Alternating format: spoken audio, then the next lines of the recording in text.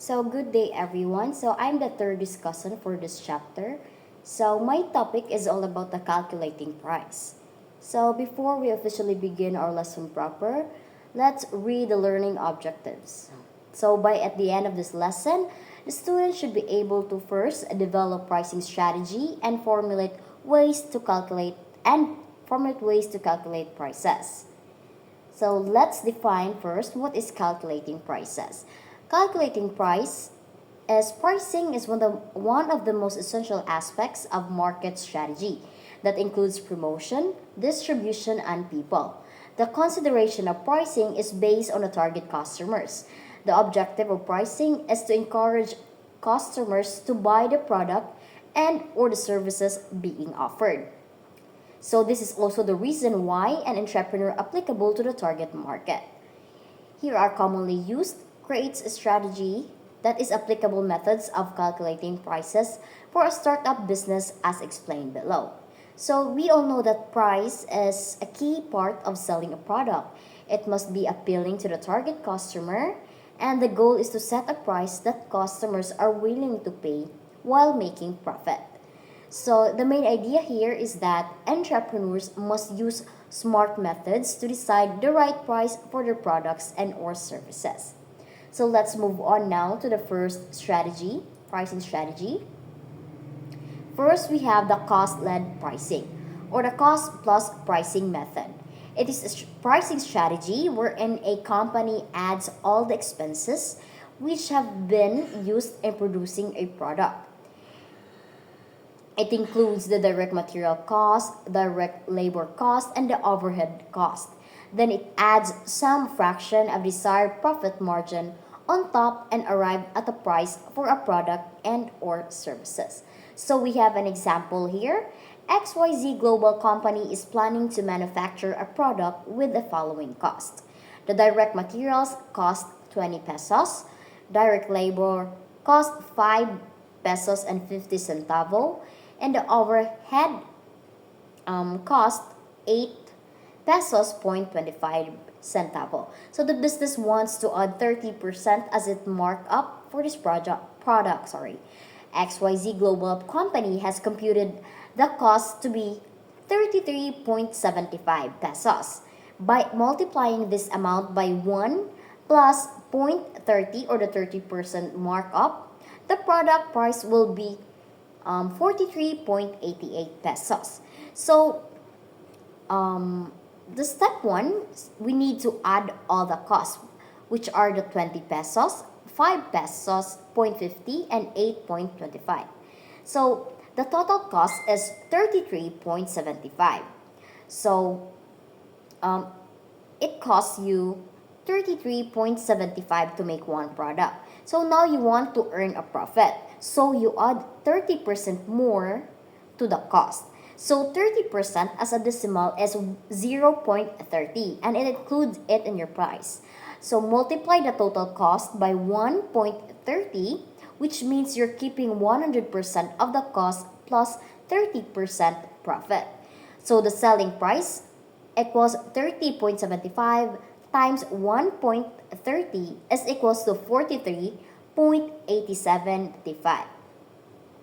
So the final price for the product is 43.88. So next, let's move on to the next pricing strategy.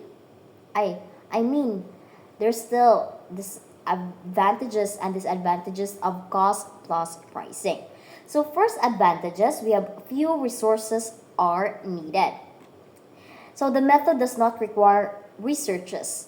Easy to derive the product price by just summing up the expenses and then allocate markup percentage.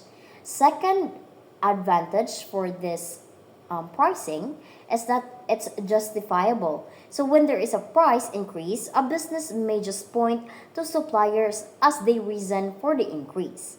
So next, we have complete coverage of cost and a steady rate of return. So as long as the computation rate of cost is correct, allowing the markup ensures a positive rate of a return. So lastly, we have the beneficial against incomplete knowledge. So this method is especially helpful when there is no information to pay and no idea about direct competitors in the marketplace. And now let's move on to disadvantages of this cost plus pricing strategy. So first disadvantages is disregards competition. So the cost plus formula may end up pricing too high or too low compared to the competition. Next, we have the product cost overruns. So the department in charge of production simply designs what the target market wants and willing to pay. And third, contract cost returns. So the supplier has no opportunity to limit its expenses but still can include all costs for reimbursement. And lastly, the fourth one, disregard replacement cost. So cost is based from the past data. Hence, if there would be changes, the recent replacement would no longer be a representative of the real cost. And lastly, we have it's inefficient. The guarantee of a target rate of return creates little incentive for cutting costs or for increasing profitability through price differentiation. So now let's move on to the next pricing strategy, which is the target return pricing. So what is target return pricing? The target return pricing is a method wherein a business prices its product and or service based on the target rate of return on the investment or what the company anticipates from the investing in the company. In this method, the company estimates the money placed in the operations of the business and then calculate the return it expects by assuming a specific quantity of the product that can be sold. In case the assumed quantity is not sold in the market, the business prepares a break-even chart using various points reflecting different sales quantity. So as an example, we have here XYZ Global Company makes 2 million investment in his business and anticipates a 20% ROI as earnings. The owner wants to set the price for its product. The cost sales expectations are the unit cost is 20 pesos, expected sales is 50,000 units. Using the formula, using target return pricing, target minus return pricing equals unit cost plus target return times invested capital divide unit sales. So that's the formula on how to get the target return price. Hence, target return pricing's 20, the unit cost, plus 0.20 for the ROI times 2 million investment divide the 50,000 units is equals to 28 pesos. Therefore, to obtain a 20% ROI, the company should sell at 28 pesos as long as it shall 50 units. So the step one is we need to calculate the total return profit expected. So we need to multiply the 20% ROI times the 2 million investment is equals to 400,000 times 2 million is equals to 400,000 times 2 million. This means the company wants to earn 400,000 profit from their investment. So, to meet the 20% return, they need to add 8 profit per unit to the cost. So, 400,000 divided by 50 units is equals to 8 pesos. So, that's why they need to add 8 pesos profit per unit to the cost. So step 3 is you need to add the profit per unit to the unit cost. So what is our unit cost again? It's 20 pesos. So 20 pesos plus the 8 pesos is equals to 28. So the company should sell each unit at 28 pesos to get 20% ROI as earnings to return on its 2 million investment assuming that they shall sell all the 50,000 units. So now, let's see what are the advantages and disadvantages of this pricing strategy. So the advantages, first we have dynamic price determination.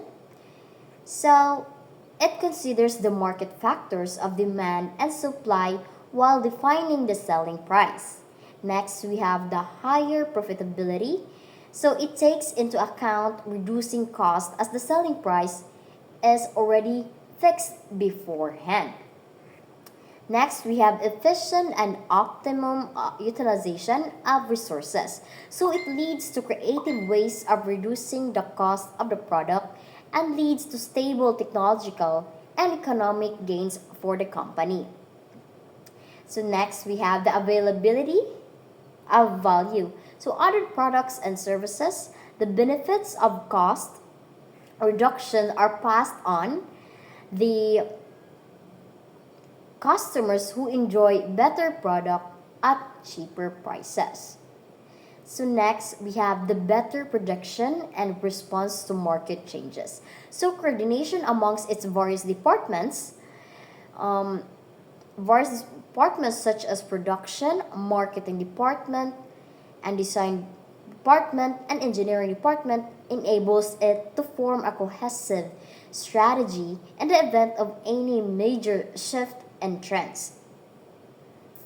So next we have the disadvantages. Reliance on estimating the final selling price of the product correctly. Second, estimating too low a price. So this may place the impractical burden on the production department. So next, we have narrow-minded goal of reducing cost. The organization may opt to use cheaper technology or materials or faulty designs which can be advantageous on the company or the customers. So lastly, we have the estimating selling price and cost for markup. Sorry if my PowerPoint is disarranged. I don't know. I didn't check it first. Sorry. So the fourth one is estimating a selling price and cost for markup. So if the business fails to sell that many numbers of estimated units, it is bound to suffer losses. So as you can see that each pricing strategy has their advantages and also disadvantages. So now let's move on to our last. I think this is the last strategy. So this strategy called value-based pricing. So value-based pricing is a method that uses the perception of the customers on the worth or value of a product and or services for pricing. For entrepreneurs who wanted to convey the value of its product and or services to its customer and wanted to be distinct in the market, value-based pricing is better to be used. This method also provides freedom to ignore cost and generate more money. So the best example for this type of strategy is that the the best example of an industry that heavily makes use of value-based pricing is the fashion industry. Normally, branded and designer items calls for a higher prices because of image concern. Mostly, a designer promotes its product using celebrities for value association to command expensive price. So branded pharmaceuticals, cosmetics, and personal care also use this type of pricing method. So let's move on to what are the advantages and disadvantages of the value based pricing. Sorry, I didn't edit na pod. So first we have advantages, higher profit margin. So it leads to higher profit margins for the company because customers purchase products according to the value perceived by them. Next, we have the greater brand loyalty. So, I know nakabantay mo no nga kasagarang mga fashion industry is mahal and mao gyapon kanang daghan gyapon mapalit bisan mahal kay tungod sa very good quality and the value kanang worth it ra ang ilang pagpalit. And then greater brand loyalty. By creating the best quality product, the business will not only get customers loyalty and repeated business but will also get referral business from loyal customers. So it means that if daghan jud mo palit sa imong product bisag mahal but it has the good quality, it has the best quality, maka-gain gyapon kag profit by karang i-refer out sa mga customers ang imong product, like i-recommend sa ubang tao. So next we have low competition. Consumers are buying the product due to the perceived value rather than looking at price or substitute products. The questions of competition does not arise. So next, we have supply and demand balance. Supply and demand balance, an entrepreneur will know the approximate number of customers who can pay for a product and or services and are willing to pay high prices to buy them. Using the idea of the demand for a product in the market helps a business to produce supply as a result. So, kasagaran jud mga cosmetic brands and fashion industry, bisag mahal, paliton gyapon sa mga customers and consumers because of its good quality. And worth it ra pud siya sa imong money nga i-gamiton. So, what are the disadvantages of this pricing strategy? First, we have the niche market. So, an entrepreneur can target only a restricted number of customers who can afford a product and or service with high prices.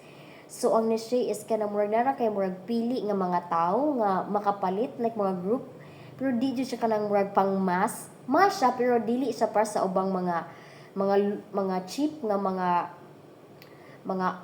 product daghan siya nga like mass, while kaning value pricing is that sakto-sakto lang siya murag pili ra jud ang maka-afford kay di man tanan kita dato, di ba? So next we have difficult to expand the business. So this strategy works for smaller companies and sells highly specialized product, so not visible on a larger audience. So next, competition in the market. So when a company charge for high prices, then the entrepreneur leaves scope for competitors to produce and sell the same product at lower prices. So disadvantages po siya no kay pwede man ang mga ubang company makaproduce pod og good quality product at lowest prices. So asa mata good quality na low price pa. So adto gid sa mga low price nga ma-afford na nato, then good quality pod siya. And next and lastly, we have the higher production cost.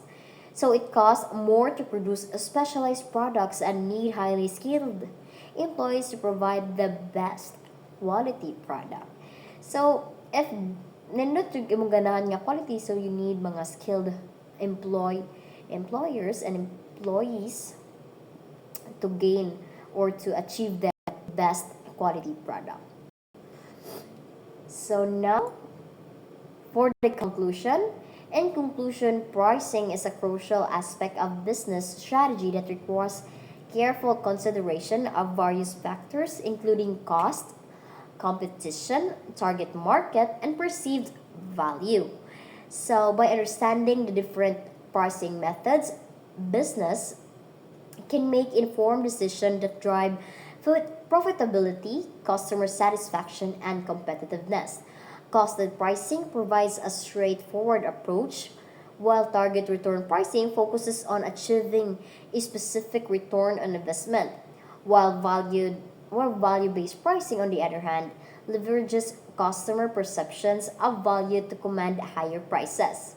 So each method has its own advantages and disadvantages, and businesses must carefully evaluate these factors to determine the most effective pricing strategy for their products or services they offered.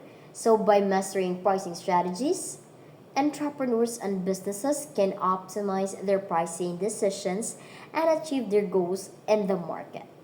And that's all for my topic, and thank you for listening.